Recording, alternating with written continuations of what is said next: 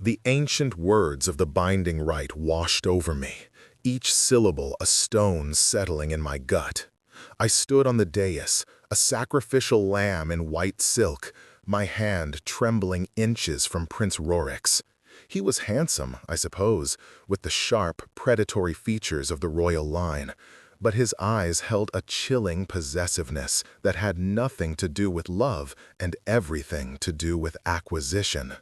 This union was a treaty signed in my flesh, away from my small, battered pack to curry favor with the throne. My heart hammered against my ribs, a frantic bird in a cage of bone, mourning a life I'd never get to live, a choice I'd never get to make. The High Elder raised his hands, his voice echoing in the cavernous throne room. Who claims this woman, to bind her to his blood, his pack, his soul, under the gaze of the moon goddess herself? Rorik's smirk widened as he reached for my hand, his fingers about to close around mine, sealing my fate forever. But his touch never came. A voice, deeper and more powerful than thunder, ripped through the hall, vibrating not just in the air, but in the very marrow of my bones. I do. Every head whipped toward the throne. There, rising to his full, terrifying height, was the Alpha King Kalen, Rorik's brother, a ruler so ruthless and feared that whispers of his deeds were used to frighten pups. His eyes, the color of molten gold, were locked on me, and in their depths a primal fire blazed, a feral hunger that saw past the silk dress and the political maneuvering, and straight into my soul. A low growl rumbled in his chest, a sound of absolute, undeniable possession that shook the world on its axis. She is mine.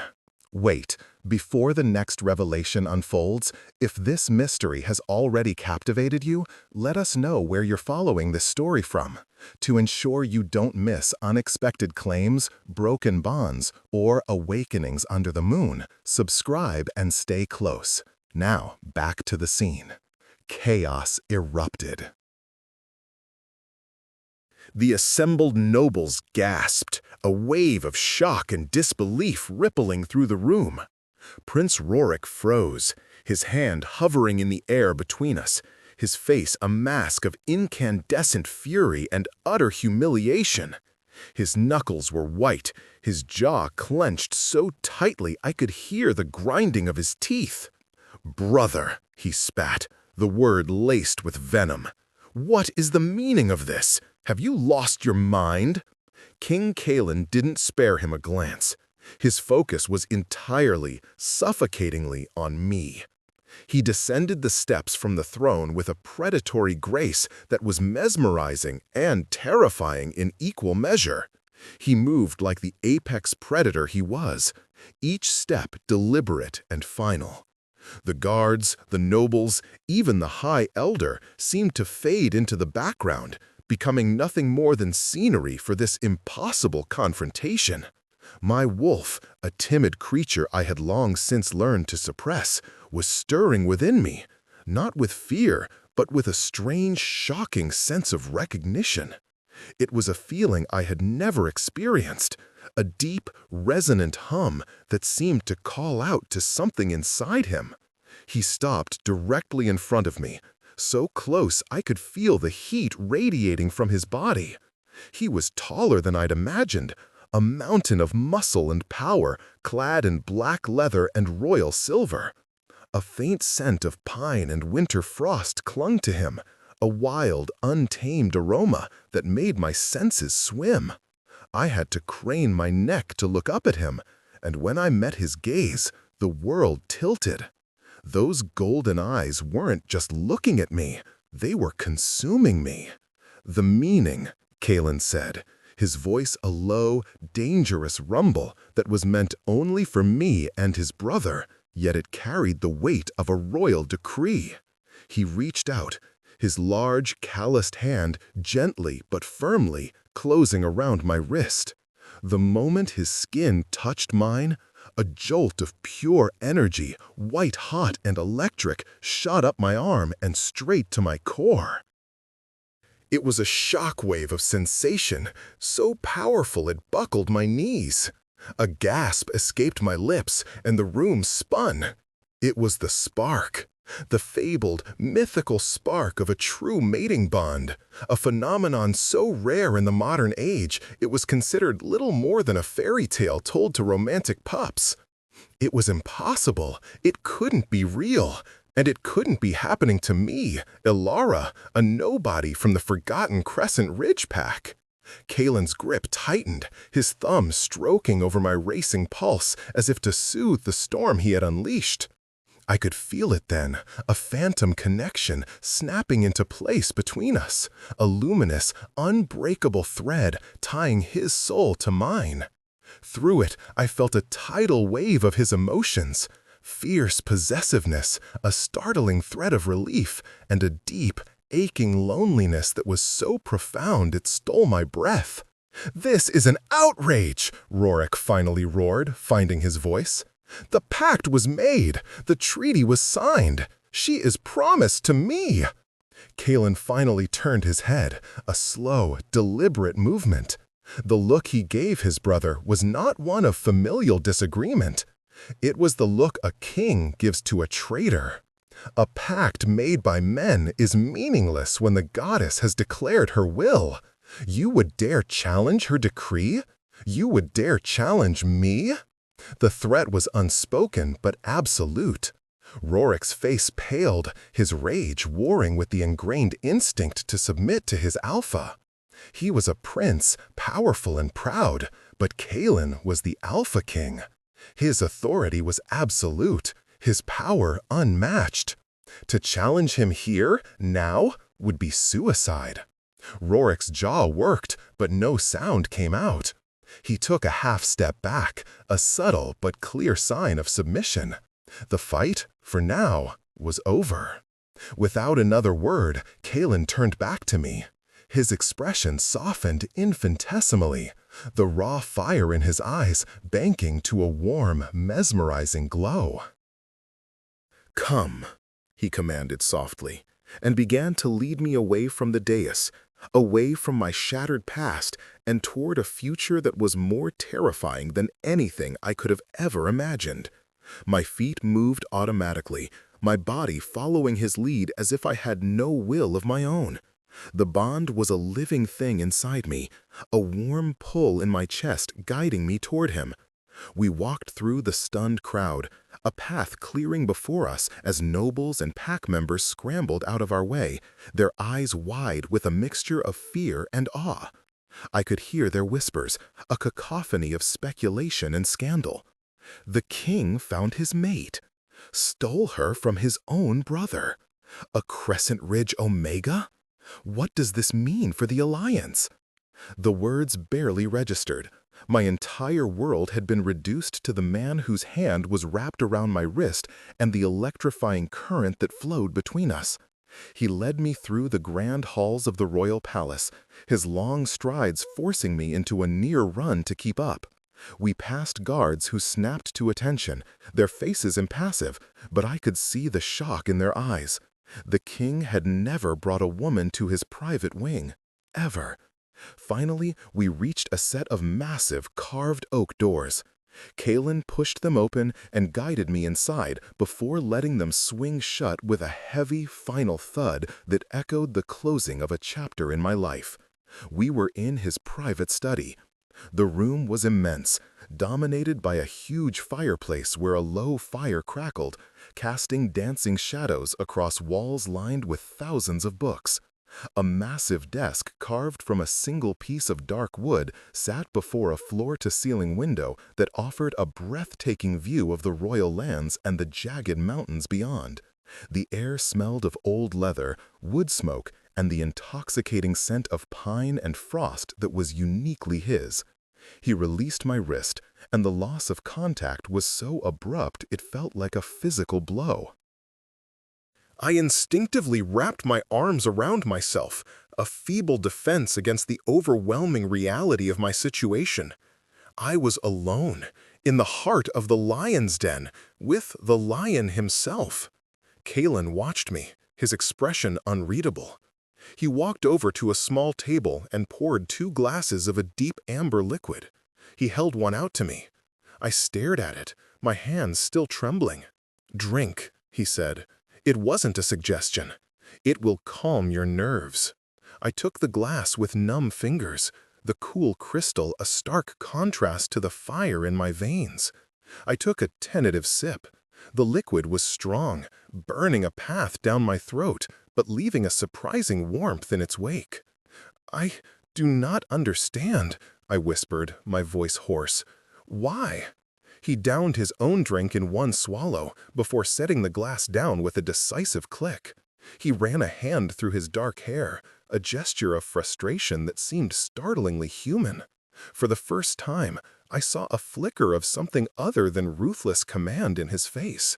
I saw a man burdened. "For centuries, I have been king," he began, his voice low and gravelly.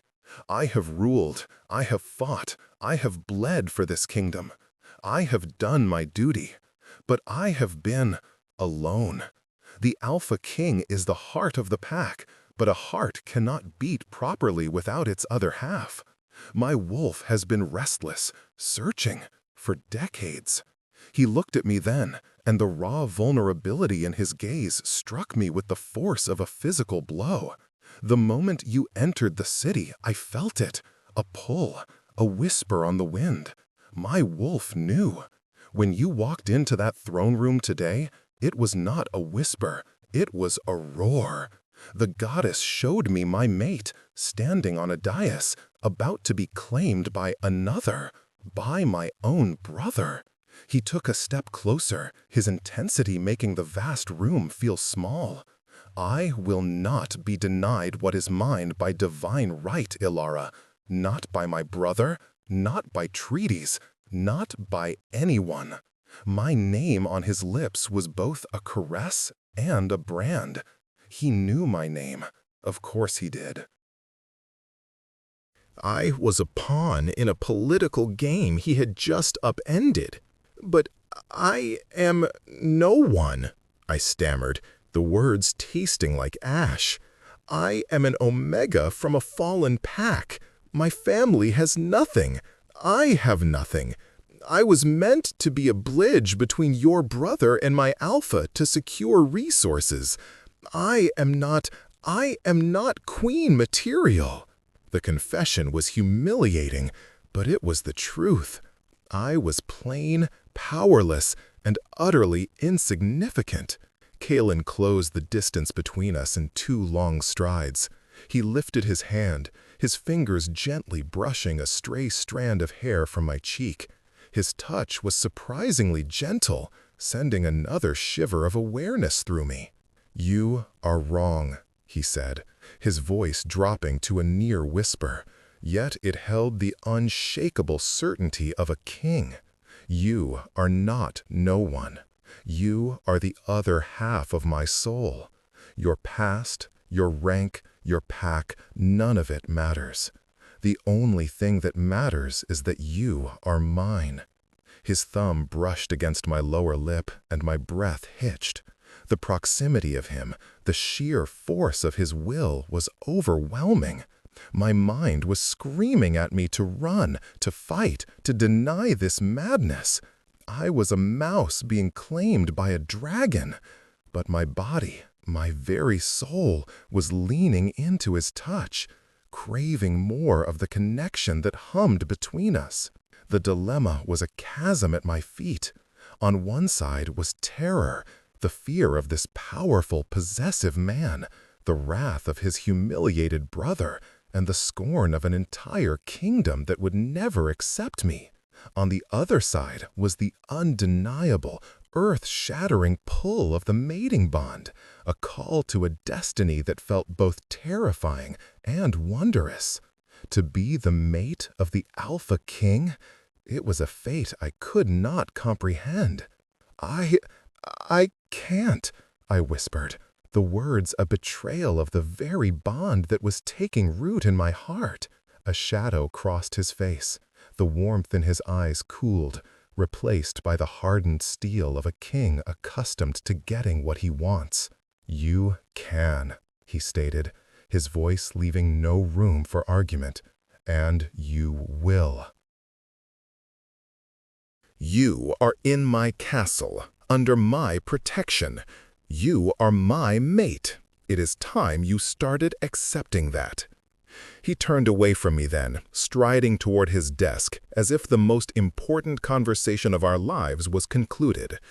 "You will be shown to your chambers. They are adjacent to mine. We will dine together this evening. We have much to discuss about our future." His future. Our future. He had decided it all in a matter of moments.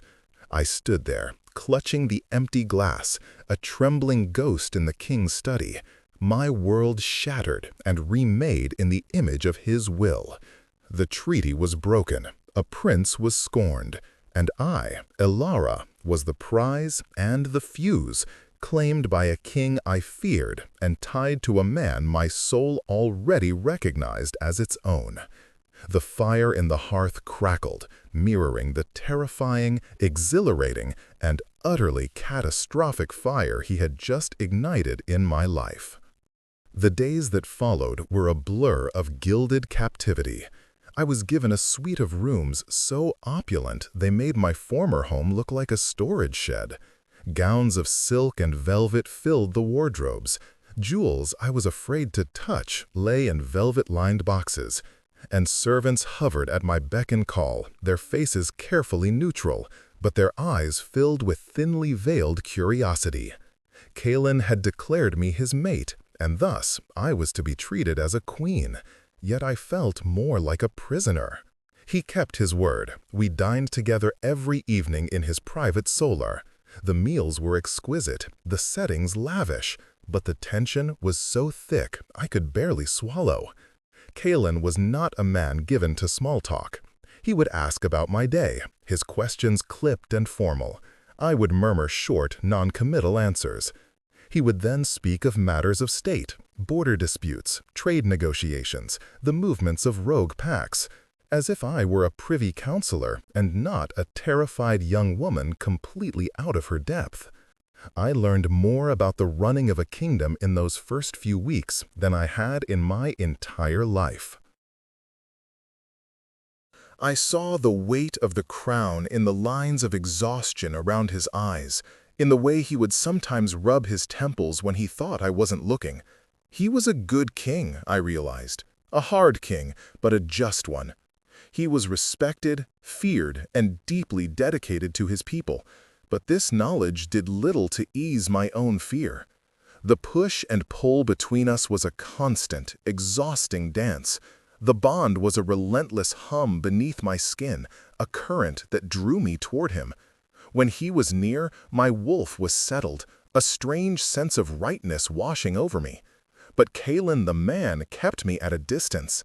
He was possessive, his eyes tracking my every move, a low growl rumbling in his chest if any male guard so much as glanced in my direction for too long. He gave me everything money could buy, but he did not give me himself. There was a wall around his heart, forged of duty and solitude, and he seemed unsure how to let me in, or even if he wanted to. It was as if he had claimed an exotic, wild bird, only to keep it in a cage, uncertain of how to handle it without it flying away or being crushed in his grip. The court was a far more dangerous and immediate threat. The whispers followed me everywhere.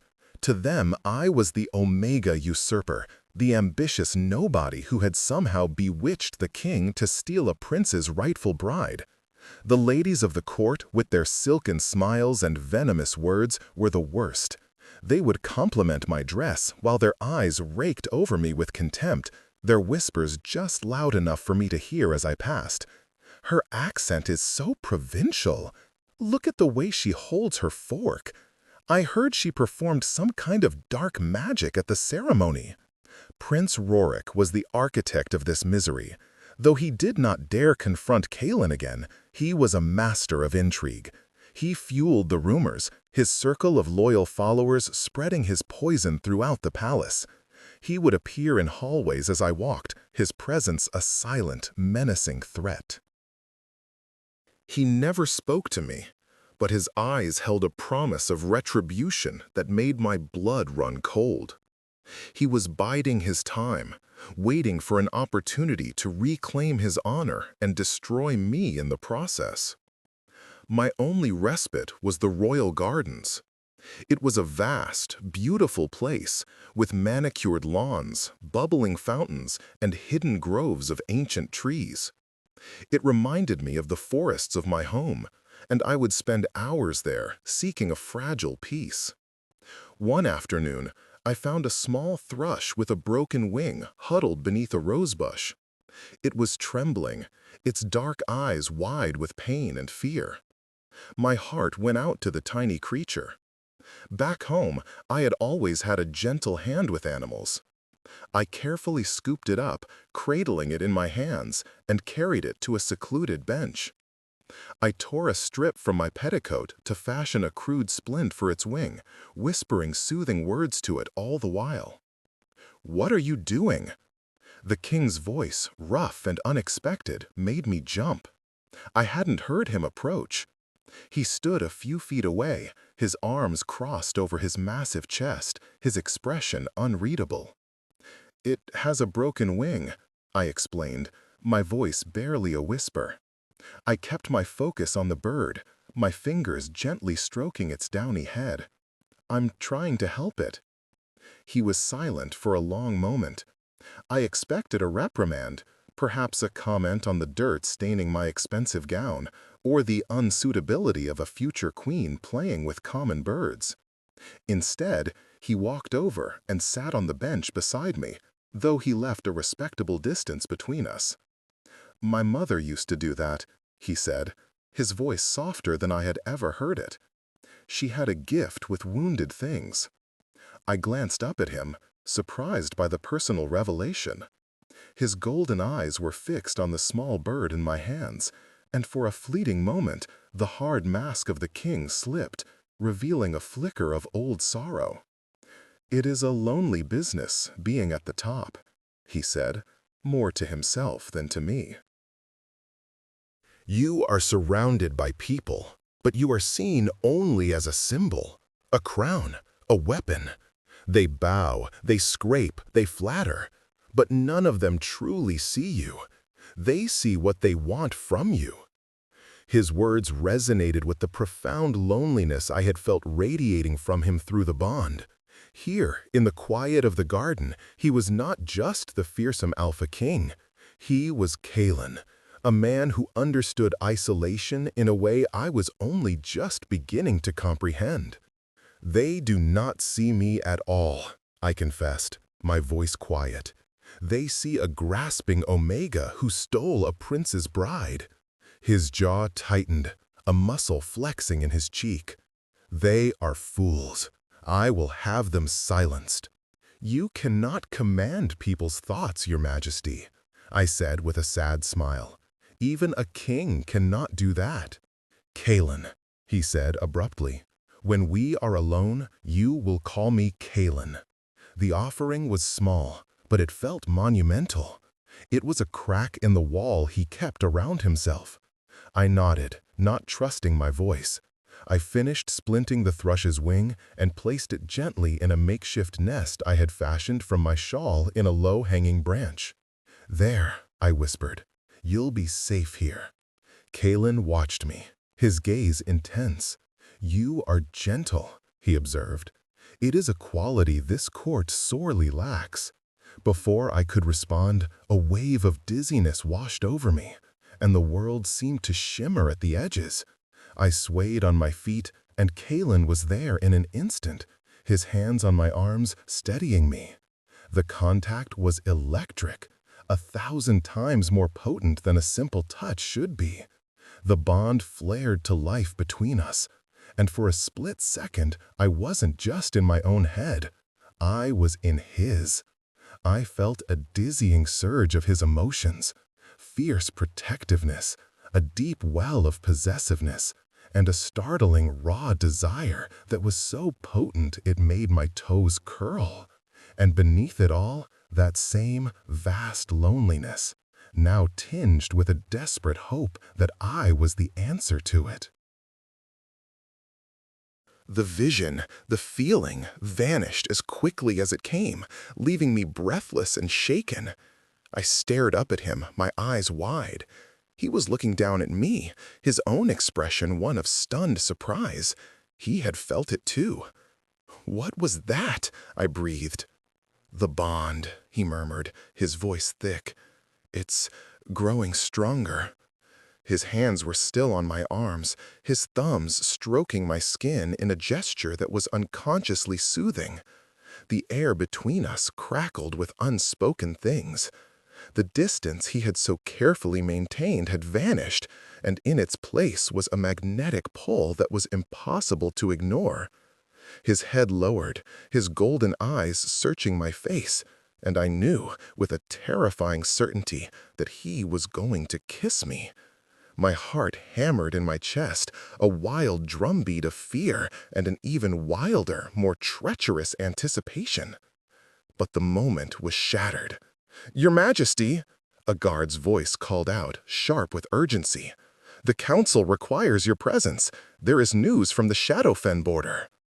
Kalen's jaw tightened, and the mask of the king slammed back into place.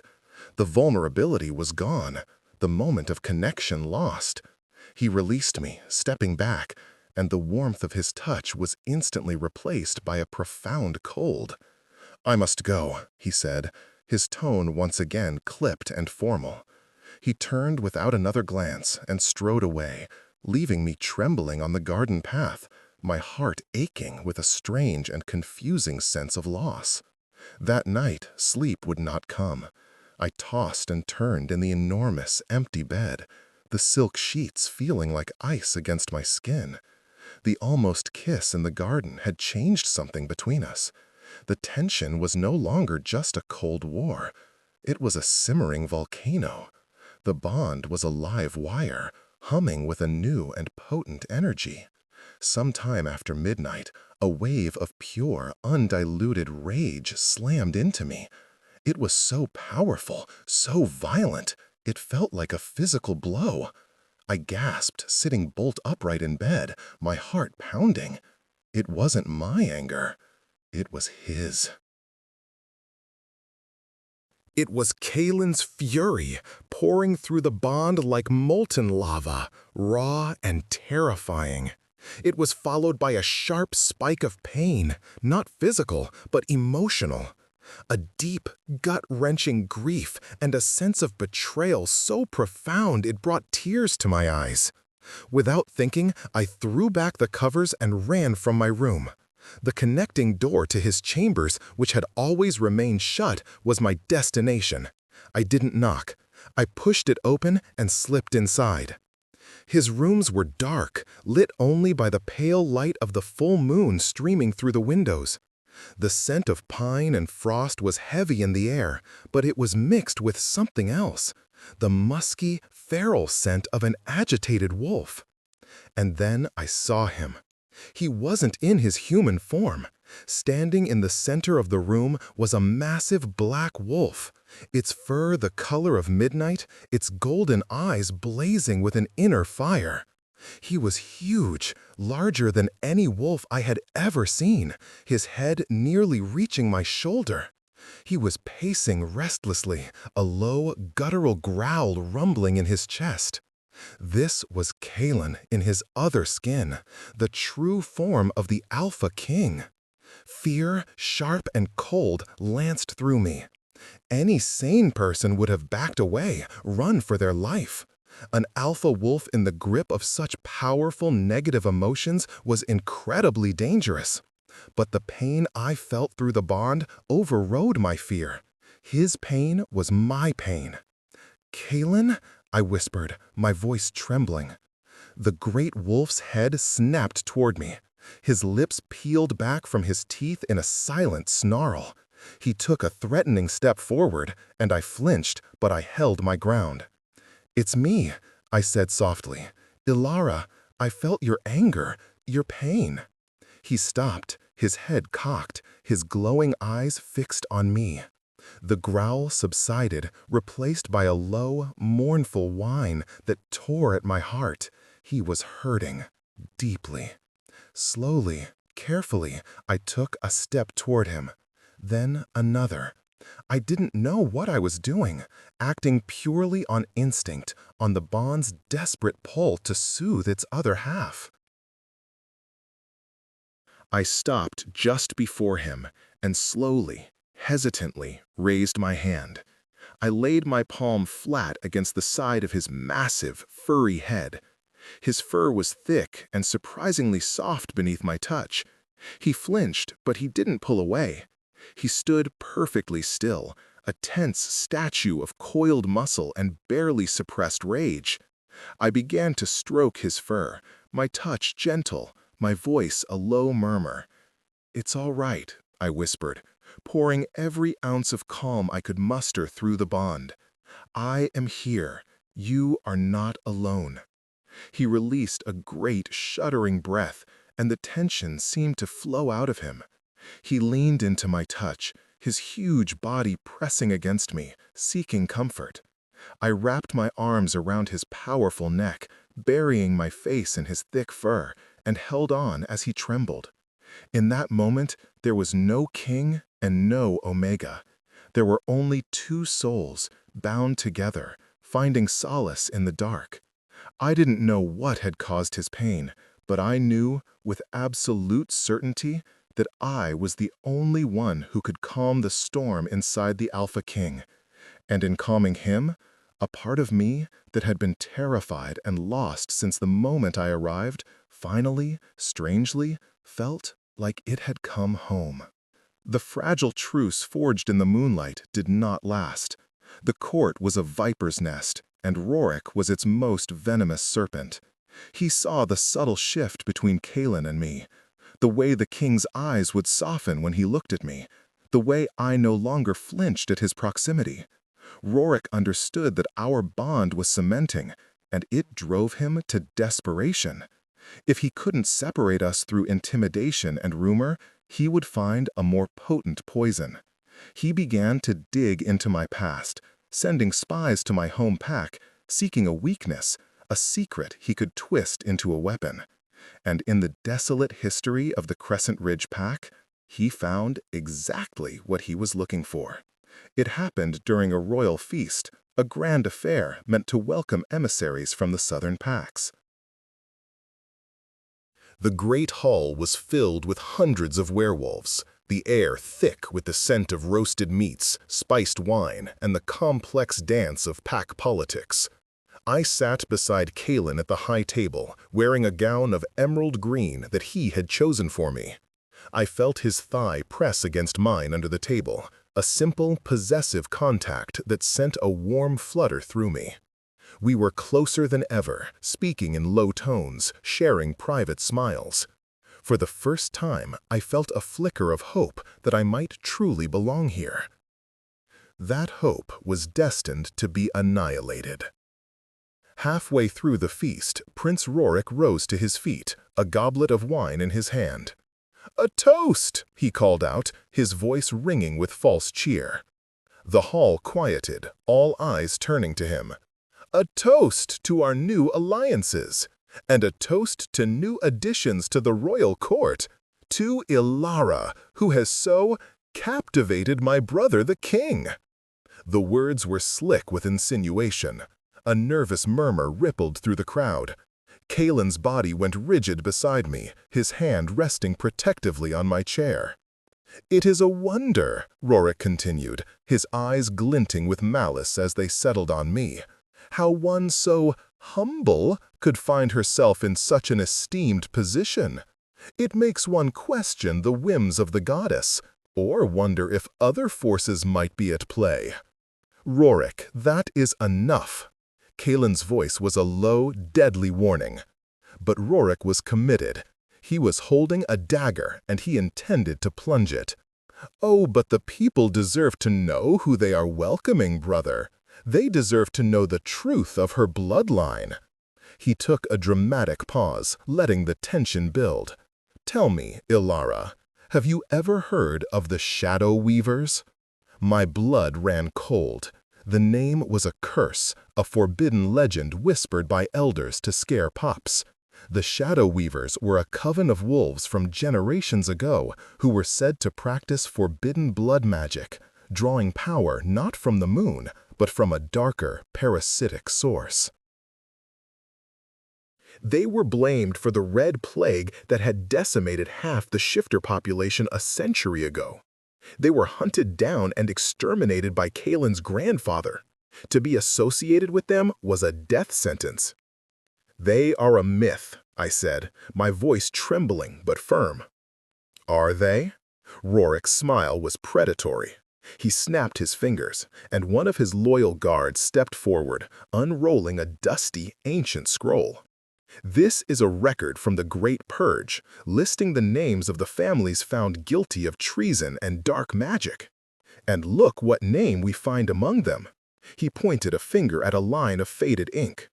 "The matriarch of the Crescent Ridge Pack, your direct ancestor, Ilara, your great-great-grandmother."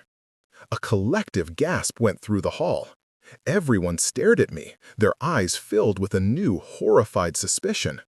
The whispers started again, but this time they were not about my rank or my manners.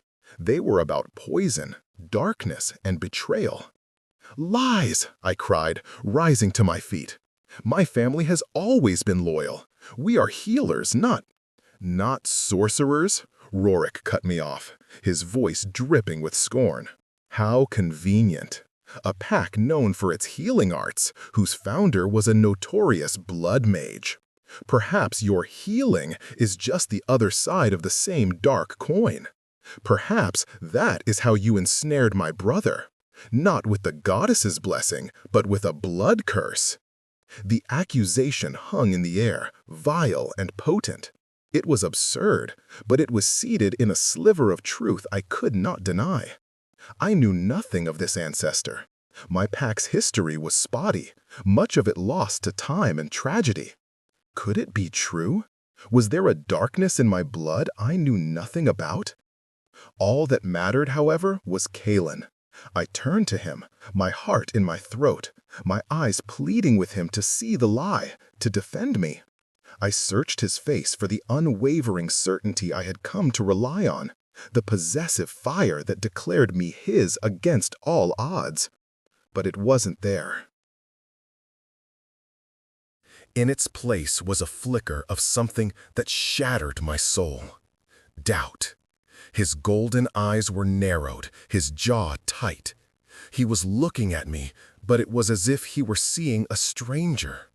The accusation of blood magic, of a curse, had struck a nerve. The story of the Red Plague was deeply personal to the royal family. It had claimed his grandparents. It was the deepest scar on their history, a wound that had never truly healed. Rorik had not just accused me, he had linked me to the greatest tragedy his family had ever known.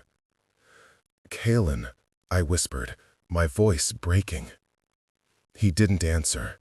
He just stared at me, his expression a storm of conflict. The king was at war with the mate. His duty to protect his kingdom from any threat, especially one rooted in such a painful past, was clashing with the bond that screamed at him to trust me. And in that moment, in front of hundreds of watching eyes, his duty was winning. He didn't reject me, he didn't denounce me, but he didn't defend me either. He said nothing. He simply pulled away, a subtle but devastating shift in his posture. He created a space between us, a chasm of silence and suspicion that was more damning than any accusation. The bond between us, which had been a warm, vibrant connection, felt like it had been doused in ice water. The pain of his doubt was a physical blade twisting in my gut. He, the one person in the world who was supposed to be my other half, my sanctuary, was looking at me and seeing a potential monster. It was a betrayal more profound than any lie Rorik could have concocted. Seeing his victory in the king's silence, Rorik pressed his advantage. "The law is clear," he declared to the hall. "Those of the tainted bloodline must be purified. She must be held, questioned, and tested." The implication was clear.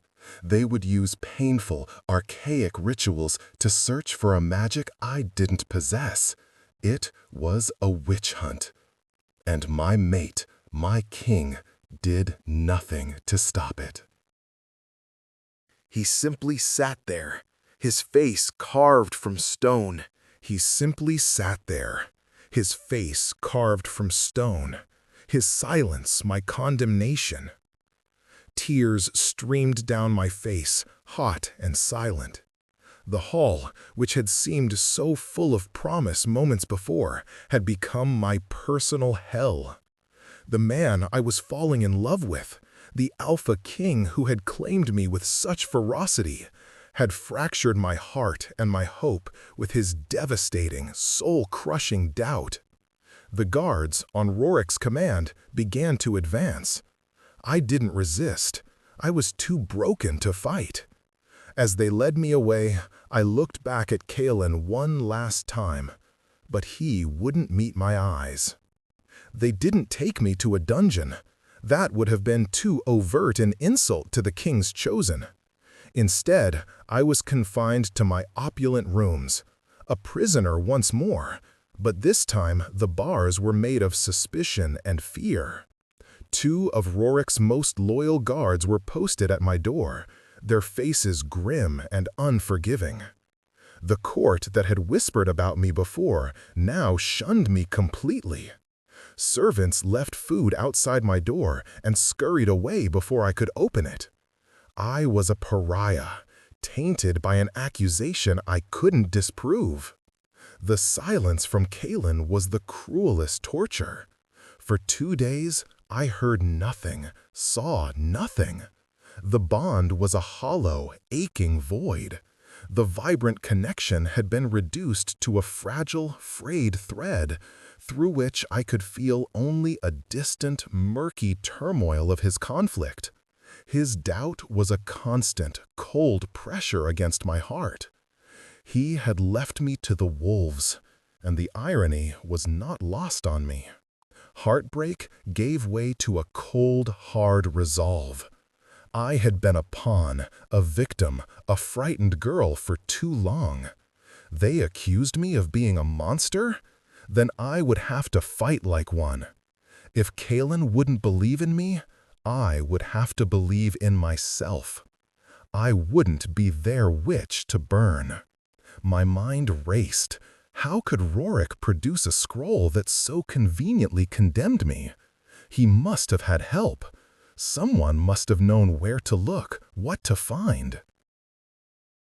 Someone who hated the king, perhaps, and saw me as the perfect tool to weaken him. I thought back to the feast, to the faces in the crowd. My memory snagged on one in particular, Lord Valerius, an older, cunning nobleman from an ancient house that had long been rivals of the royal line. I had seen him speaking with Rorik in hushed tones earlier that evening, a thin, cruel smile on his face. It was a long shot, but it was all I had. I had to get out. I couldn't investigate from inside a gilded cage. My chance came on the 3rd night. A fierce storm raged outside, the wind howling and rain lashing against the windows. The guards at my door were bored and restless, their attention lax. I remembered the thrush in the garden, and an idea, desperate and wild, began to form. My family were healers. We worked with herbs, with nature. Our power wasn't in curses, but in cures. I had a small bag of personal effects that had been brought from my home, containing dried herbs my mother had given me for travel sickness and calming teas. Among them was a generous amount of moon petal, a flower known for its potent sleeping properties when brewed. I made a strong tea and called out to the guards, my voice pitched with false fragility. "Please," I said through the door, "I am so cold. Could I trouble you for a cup of hot water for some tea?" They grumbled, but one of them eventually fetched a pot from the kitchens. I thanked him meekly, took the pot, and brewed the tea, steeping the moon petal until the water was cloudy. Then, putting on the performance of my life, I began to sob, loud, heartbreaking cries of despair. After a few minutes, I opened the door a crack. "I cannot bear this," I cried to the guards. "My life is over. I made this tea for myself, but please, before I drink it, would you share one last cup with an innocent woman? As a kindness." I held out 2 steaming cups. They looked at each other, a mixture of pity and greed in their eyes. The tea smelled sweet and calming. They were tired. They accepted. It was a foolish gamble that relied on their arrogance and my perceived weakness, but it worked. Within 10 minutes, they were both slumped against the wall, snoring heavily. My heart hammered as I slipped past them, cloaking myself in a dark traveling wrap I found in the wardrobe. I knew I couldn't just walk out the front gate. But Kalen's study, with its grand window, was only 1 floor below my suite. I had noticed a thick, ancient ivy vine that clung to the castle wall right beside it. It was a treacherous climb, especially in the storm, but it was my only path to freedom. The climb was terrifying. The wind tried to rip me from the wall, and the rain-slicked stones offered little purchase. My fingers were raw and bleeding by the time I reached the ledge of the king's window. To my immense relief, it was unlatched. I slipped inside, landing silently on the thick carpet, soaked and shivering. The study was dark, the fire long dead, but I could feel him. Kalen was here. Not in the room, but on the balcony beyond the window. I crept closer and saw his silhouette against the stormy sky. He was standing in the rain, his back to me, looking out over his kingdom. The anguish rolling off him was a palpable wave of misery that crashed into me through our fractured bond. He was in torment. While my heart ached for him, my own mission was paramount. I moved to his desk, searching for anything that might help me. A letter, a journal, a clue. My eyes fell upon a heavy, leather-bound book sitting apart from the others. It was the Royal Lineage Ledger, a history of his family. Acting on a pure hunch, I opened it. I turned to the section detailing his grandfather's reign, the time of the Great Purge. I scanned the pages, my eyes searching for any mention of Lord Valerius's family. And then I found it. It wasn't what I was looking for, but it was far more devastating. A footnote, written in the old king's spidery hand next to the official account of the Red Plague. It read, "The plague's origin was never the weavers. It was a failed ritual of my own, an attempt to amplify the royal line's power that went horribly wrong. The weavers were a necessary sacrifice to maintain order and hide my shame. May the goddess forgive me." My breath caught in my throat. The shadow weavers were innocent. They had been scapegoats. Kalen's grandfather had framed and murdered an entire bloodline to cover up his own catastrophic mistake. This secret, this lie, was the foundation upon which his family's modern reign was built. And Valerius, whose family had likely known the truth, had used my supposed ancestry as the key to unlock this poison and destroy Kalen's credibility. Rorik was just a pawn in a much older, deadlier game. At that exact moment, a different part of the bond flared to life. Not emotion, but a primal, instinctual warning. Danger! I looked up from the book, my eyes darting around the dark room. Kalen was still on the balcony, lost in his own misery. He hadn't noticed my presence. The danger wasn't for me. I saw a flicker of movement in the shadows near the balcony doors. A figure, clad in black, was slinking from behind a curtain, a long, thin blade glinting in the dim light. An assassin, sent by Valerius, no doubt, to eliminate the tormented king while his guard was down, leaving Rorik to ascend the throne as his puppet. "Cailan!" I screamed. He spun around, his eyes wide with shock at seeing me there, but it was too late. The assassin lunged. There was no time to think, only to act. I didn't know what I was doing, but a raw, desperate power surged through me, a force I had never felt before. It wasn't dark. It was the opposite. It felt like life, like the moon, like the deep, growing things of the earth. I threw my hands out in front of me, a protective instinct taking over. A shimmering shield of pale, silvery light erupted from my palms, expanding in the air just as the assassin's blade thrust forward.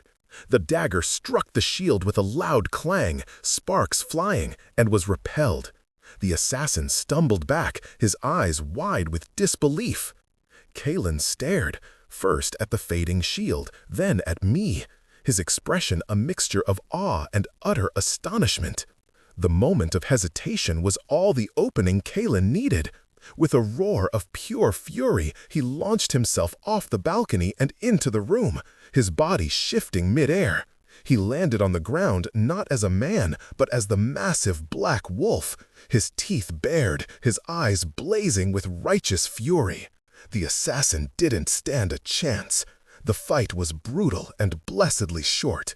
As the body of his would-be killer lay still on the floor, Cailan shifted back, his human form slick with rain and blood. He ignored the dead man. He only had eyes for me. He strode across the room, his face a maelstrom of emotions, shock, relief, regret, and a dawning, horrified understanding. He stopped in front of me, his golden eyes searching mine. "That light, what was that?" he breathed. "I don't know," I whispered, my whole body trembling from the adrenaline and the strange power that had just flowed through me. "It's not dark magic. It felt like healing, like protection. My ancestor wasn't a blood mage. She was a protector. The lies had twisted everything." Cailan looked from my face to the open book on his desk. He saw the page I had been reading, his grandfather's terrible confession. The final piece of the puzzle clicked into place. He saw the full scope of Rorik's betrayal, Valerius's treachery, and his own catastrophic failure to trust me. The truth was laid bare in the stormy darkness of his study, illuminated by the lingering echo of my newfound power. His face crumpled, the iron mask of the king shattering completely, revealing the tormented man beneath. "Ilara," he choked out, his voice thick with a pain that dwarfed anything I had felt before. He fell to his knees before me. The Alpha King, the ruler of all Pax, knelt on the floor at my feet, his head bowed in shame. "Forgive me," he whispered, the words torn from the very depths of his soul. He reached out, his hand trembling, and took mine. "I am a fool. I was a fool. I let the ghosts of my past blind me. I doubted you. I doubted our bond. I failed you." He pressed my hand to his cheek, and I could feel the wetness of his tears against my skin. He was weeping. The mighty, ruthless king was weeping for his mistake, for his betrayal of me. In that moment, all the pain, all the anger, all the heartbreak I had suffered washed away, replaced by an overwhelming wave of love and forgiveness. He had been wrong, horribly wrong, but his regret was real, his agony a mirror of my own. Our bond, once fractured, now flared to life with an intensity that was breathtaking, pouring strength and understanding between us. I knelt down in front of him, my free hand coming up to cup his face, forcing him to look at me. "We were both betrayed, Cailan," I said softly, my own tears starting to fall. "By them, not by each other. Not anymore." He surged forward, his arms wrapping around me, pulling me into a desperate, crushing embrace. He buried his face in my neck, his body shaking with relieved sobs. I held him tightly, my protector, my king, my mate. He was broken, and I was the only one who could put him back together. In the aftermath of lies and violence, surrounded by the storm, we finally, truly claimed each other. Not as a king and his prize, but as two halves of a whole, finding redemption in the ruins. The aftermath was swift and decisive. With the assassin's body and his grandfather's journal as irrefutable proof, Cailan moved with the merciless efficiency he was famous for. Lord Valerius and his co-conspirators were arrested before dawn, their attempted coup collapsing before it could truly begin. Rorik was brought before the king in the throne room, the same hall where our story had begun. This time there was no crowd, only Cailan, myself, and the royal guard. Rorik was defiant to the last, spitting venom and accusations, but the evidence was overwhelming. He had committed treason against the crown, and worse, against his own blood. Cailan's judgment was cold and absolute. He stripped Rorik of his titles and his name, exiling him to the barren lands in the far north, a fate many considered worse than death. As the guards dragged him away, Rorik's hateful eyes met mine one last time.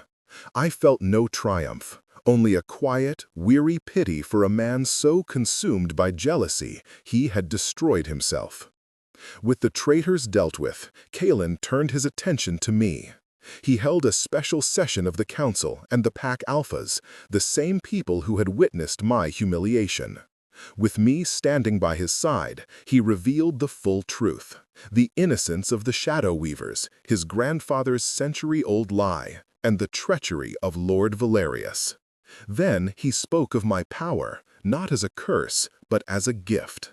A rare, ancient form of protective light magic, dormant in my bloodline, awakened by the threat to my mate.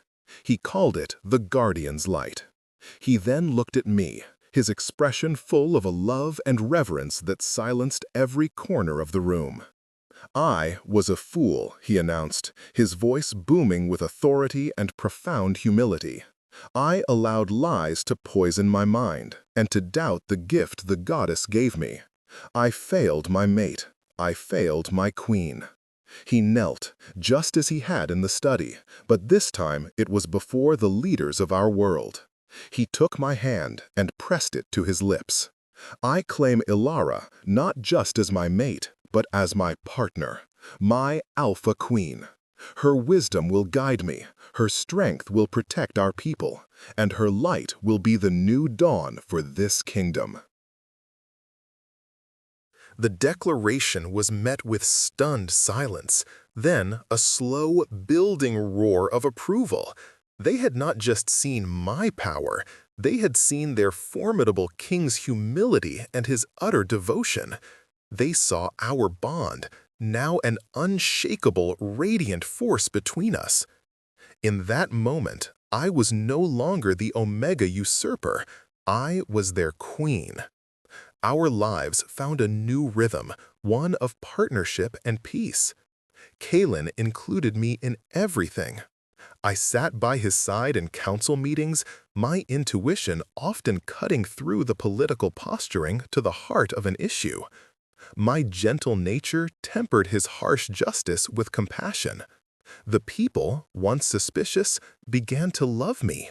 They saw the happiness I brought their king, and they felt the new sense of hope that permeated the kingdom. My power grew. With Cailan's help, I learned to control the Guardian's Light, to wield it not as a weapon, but as a shield.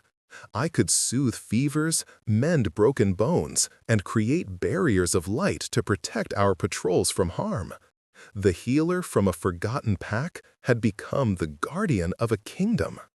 But the best moments were the quiet ones, the hours we spent alone, with no crown, no council, and no guards.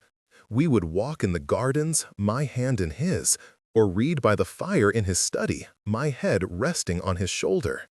He learned to smile, a true, breathtaking smile that reached his golden eyes. He told me of his childhood, his dreams, and his fears. He opened the locked rooms of his heart and let me in completely. I, in turn, shared the simple stories of my own life, the memories of a world so different from his, which he listened to with rapt attention. He loved me not in spite of my humble origins, but because of them.